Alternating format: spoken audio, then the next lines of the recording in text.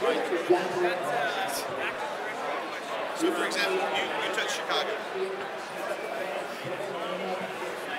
Just touch Chicago. Okay. I'll touch Los Angeles.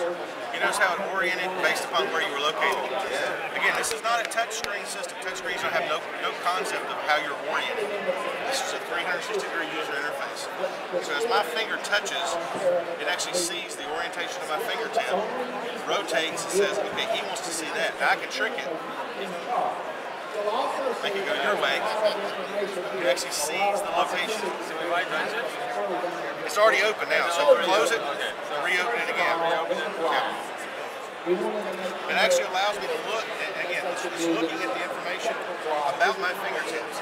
If it were a touch screen, it would only have about 4 points of touch. That's the best thing that's out there today, a 4-point touch screen. Which means, two fingers like that, that's all I get. This is 40 individual touch points. So I could be doing this, you could be doing that one, you guys grab those over there. We're all interacting at the same time. Okay. I think Apple claims 5, by the way. For the iPhone size. Yeah, but it's less than 40. Yeah.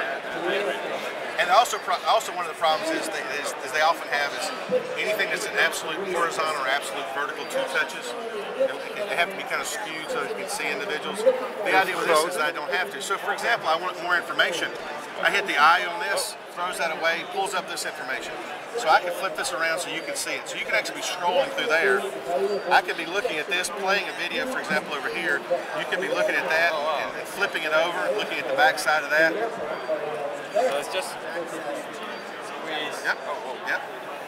Twist it around. You just want to grab something. You grab it with one finger and kind of move it around. With the control that we wrote on this one, we do not let you zoom this one, so just use that as an example. We don't let you zoom, we let you scroll. You can zoom that. Yep, there you go. Crank up the audio a little bit over there. You can hear, it's hard to hear with this guy back here. You can scroll that one as well. You want to grab? There you go. Perfect. Oh. And the whole time, by the way, part of WPF, the whole time is, I have my map kind of just throbbing over there in the corner. So if I wanted to go back to my map, how would I go back? That's okay. Sorry. The corners are special. Yeah, that's actually the go back to the menu concept. Yep. But that was what attracted my attention. So I thought, well, that's probably where I need to click. So that's why. So also on this, I can actually go and say, since I'm talking about the history of the convention, who won on what year? I have an old rotary style phone here. I can actually dial up. It's just a special control. Could be anything. Could be anything. But I'm just using a rotary dial phone to dial through history. Now this gives me the ability, for example, as I'm teaching kids about history, I can say, this is who won. So all the blues are Woodrow Wilson. That's all Democratic, for example. And look what happens in just a few years, how the red starts to take over the north. Just another few years, how red takes over the entire area. Only the South is left for Democrat. So Republican is taking over everywhere. Only the South is Democrat. You know, and I actually, as I'm teaching kids history, for example, look, there's a holdout of Democrats right in the South. I'm teaching kids about history, and now I can, as I keep dialing through, I can see what the changes are. So kids can actually look and see, wow, look when it happens in the 80s and the 90s. Look how things flipped around. So the idea where's the predict button? I wish it had. For next week. 2009. It doesn't go 2008. No, look at that. And then I can just throw that away. I can get you the predict button. Okay, here we go. You can trust it or not. Two different things. Exactly. Well, prediction. I can predict anything. So this is kind of what we use on NBC, MSNBC, and CNBC. Chuck Todd, you give Obama, for example, Obama gets California, and McCain gets Alabama and Alaska. And I want to drill in, for example, to Alaska. Drill into Alaska is pretty good. I didn't mean to say that, but that was funny. Oh, come on, it was funny. It was funny. Come on, it was funny. No, it wasn't really. That was cool. I gotta write that down. Now what I do is actually go and I get the John Madden illustrator of, okay, this is going to do this, and this guy over here is doing this, and remember to think about this over here. And so, again, I'm interacting. The idea behind it, and this is not a very good example because this is all done on TV. I get virtually no interaction. I want students to come up and say, well, what happens if I do this? You know, for example, oh, I'm still doing this, hold on. What happens if I, you know, what happens if this, you know, what happens if McCain wins, for example, here and here? And I'm just using this as an example. This gives kids the ability of saying, okay, what if scenarios? And I could play with any kind of a data here. This could be data points, it could be economics, but I could actually say, well, what happens if this happens? What happens if he carries that state? That could be a what if scenario that happens in any you know, in economics, in algebra, and statistics. It could be in biology. But again, the idea behind it is I want to get kids involved. I want a kid to remember, if when I did that changed, and a kid can remember that. A student can remember that kind of information, rather than if I'm just sitting back watching somebody do something. Yeah, but I mean, that would be the only way I would be able to not start touching the surface as well. Because that's of course a problem you have if you got 10 kids around the table. They want to touch the. Oh, absolutely. So you would absolutely need some sort of applications that take advantage of multi-touch. So this is one. This is just generically talking about working with digital content. So, and I have this pile of pictures over here, and I can be sorting through these. You guys work with those pictures. I'm not going to tell you what to do. Just work. Go. Get it. Let's go. Go. Hurry. We got class going on here, guys. Come on. We got to go. Yeah, I got stuff I got to do over here. You know, and I'm dragging this stuff out. You need to figure this out. Oh, you want to put it back on the pile? I want to put it on Just, that's the pile that goes away. Yeah. That's the one that goes away. Yeah. Oh, okay. I could be working on stuff. The idea behind it is I want to have more than just one person running the show in many cases. In fact, the idea behind it is I want to start and then I just want to walk away. And I want to have the students to run the show. Because that's where they really learn more information. How do I interact? Now you notice what they've got you having to do? They're having to share, aren't they? You know? That's something a lot of students don't know. I don't care if you're in K through 12 or in college. A lot of students don't know how to share. So does it make me a socialist? Now, here's another thing. As I write this application, I could actually give, let's say, 4 students a region of the table. Let's say I give you that corner, you've got that corner, I've got this corner, you've got that corner. And I could say, just like I did with the other app, I'm not going to let you touch, you know, outside of your area. So if I come in, I'm able to touch over here, but I can't touch over here because it sees my fingertip. Now I can lie to that right there. But I'm actually able to write applications that can, for example, kindergarten students, one of the things we're doing is we're writing applications to force them to share. You know, force them to sort out items and be able to share the items. Okay, I've got squares, you've got circles. We need to now be able to say, okay, I get all the squares, you get all the circles. Start the clock. You know, we start doing this stuff, and we're doing all this kind of stuff. Because one of the things we do is we want to see this, and we use this as just a way to show this. This is just one of our applications we use just to show this. It kind of puts up little Scrabble tiles, and this uses music instead of anything else. But it puts up little Scrabble tiles. And so, for example, as soon as I put a Scrabble tile in, it's going to start playing that. Now I actually want to say, okay, you know, as I put stuff in here, the closer it gets to the middle, by the way, the louder it gets. Yeah. So if I want to move something, I kind of change it, made it a little bit lighter, I made it to the edge. But notice I can throw something at you. You know, I can say, and again, multiple things. I can grab 2 things at a time and put it in there. The beauty of it is this, is I can actually help you, okay, if you're trying to collaborate on something, I'm helping you get this information together. I could use it, and I'm using music just as an example here. But these could be statistical variables for changing. You change the variables, something different happens in an economic model.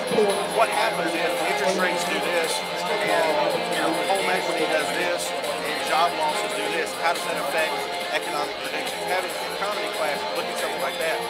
Doing a what if scenario on a board, or even a instructor doing it by themselves, is a little impersonal. I'd rather get kids around a table, have you show them one time, have the instructor walk away and say, okay, now you guys do your lab here. And oh, by the way, everything we're showing you here can be captured and stored. So if, you know, Bob wasn't at school that day, Bob doesn't miss everything. He misses the collaboration, he still sees the content. That means you also provide, I mean, Microsoft just provides the same. Microsoft provides the hardware you see here and the development kit. Everything else is done. This is a Visual Studio application. This application was written in about a day. So About if 24 hours of work. I want to do the screen recording, like you mentioned just before, I need to get stuff That's a function of how WPF operates. So you actually tell WPF, I'm actually sending this to the screen, and I also want to have a utility that is recording something or storing the same thing. So it's almost like a little recorder, a playback recorder. And you can turn that on and turn that off. and then I would need a microphone on the table so we can Yeah, so for example, one of the things we'll use is what you see over there, that round table. Putting that in, putting that in a classroom gives me a 360-degree view of the classroom and recording the voice. So I can have, be on the middle of the table. no, I can put that anywhere in the classroom. So remember, visually I can record anything that is presented here, and that would record interaction of people and voice. Yeah, but so I can have two. I would want to record our interaction, so that would have. Well, you could put it mounted from the ceiling and have it pointing down, something like that. And again, this is a Vista machine, so there's nothing precluding you from putting a couple webcams around here if you'd rather do that. No, but I mean, the fact that does a 360 recording, combined with the fact that we're using the table for the five of us together. Now, one of the things we do when I do demos is I actually have a camera that mounts above this and points down, so you see my hand gestures, okay, and you're able to hear my voice, and that's a very easy way. That's kind of a cheating way. Yeah, still, I think the arm movement, I mean, it's probably not that interesting to see our faces during recording. I mean, well, it just depends. Yeah. For example, what you would see on the screen there, that's all you're going to see on the web interface. So you're going to see, you have no idea who did it.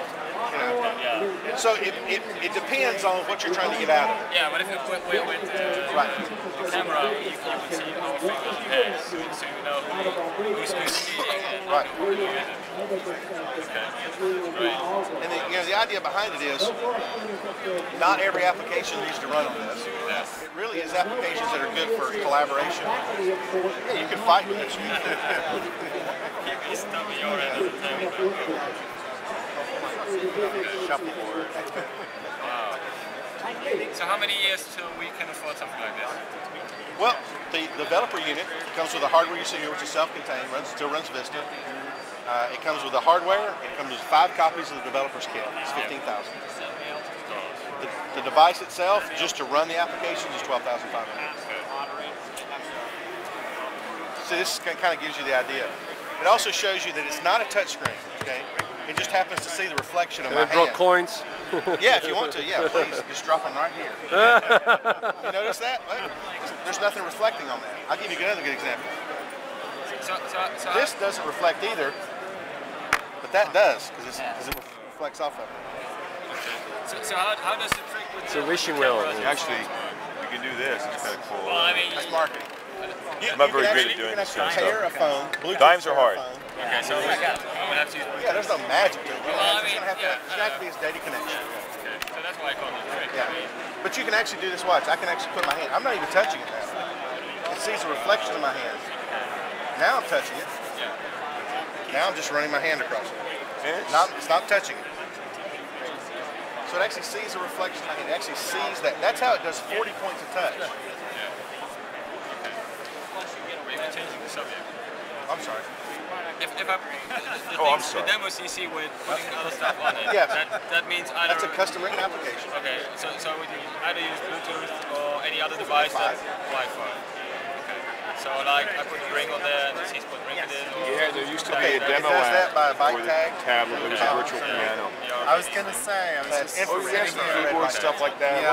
Once we started shipping boxes, we needed Those some you of just those. need to, and then simple they demo custom apps. build application and recognize. Wasn't as Yeah, you'd pressing, say, so for you didn't example, carry when I the see- code for For it. example, I wish we when I had log some into the because heart, it's it kind of looks fun for to that have as a good byte tag. experience. So and it with sees the that and piano it's app still on less something logging like in. this, then can you detect the pressure of the key? 'Cause It's not, well, you can detect pressure only from the sense that the actual amount of indentation you're making. There's no actual electronics in the surface to tell that you're pushing harder. you might be able to pick that up in a piano key type application. 'Cause that's a real